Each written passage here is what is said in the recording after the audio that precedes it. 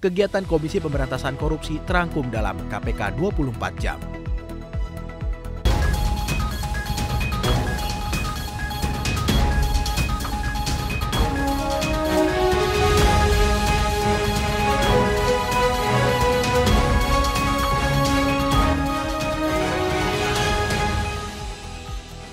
Korupsi seringkali terjadi karena lemahnya komitmen integritas penyelenggara negara.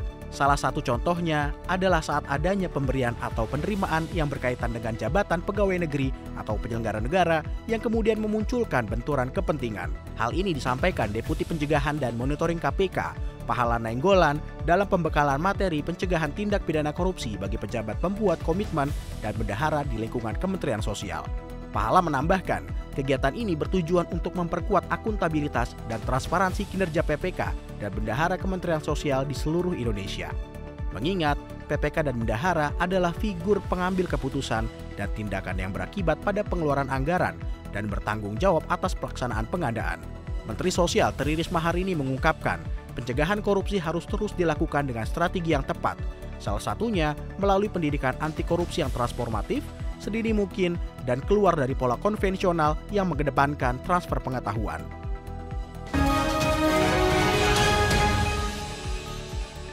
KPK tidak henti mengingatkan dampak buruk korupsi yang terjadi pada berbagai bidang. Mulai dari kerugian keuangan negara, dampak ekonomi, sosial, hingga pada penegakan hukum. Hal ini disampaikan Wakil Ketua KPK Johanis Tanak di hadapan para peserta pelatihan kepemimpinan nasional tingkat 2 Kementerian Dalam Negeri di Gedung Badan Pengembangan Sumber Daya Manusia, Jakarta.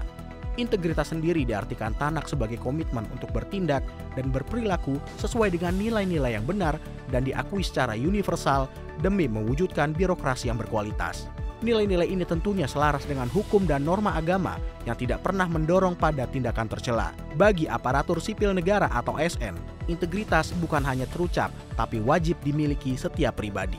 Integritas ini bukan hanya tentang kejujuran dan ketulusan saja, tetapi juga tentang komitmen untuk menjunjung tinggi nilai-nilai luhur dan etika profesi dalam menjalankan tugas dan tanggung jawab.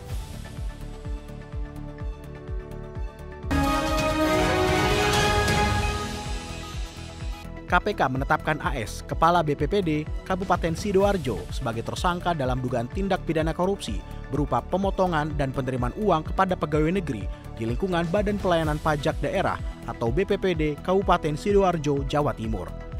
Penetapan AS sebagai tersangka merupakan pengembangan operasi tangkap tangan yang telah dilakukan beberapa waktu lalu. Sebelumnya, KPK telah menetapkan Kasubag Umum dan Kepegawaian Badan Pelayanan Pajak Daerah BPPD Sidoarjo SW sebagai tersangka. Untuk kepentingan penyidikan, penahanan pertama terhadap tersangka AS dilakukan di Rutan Cabang KPK.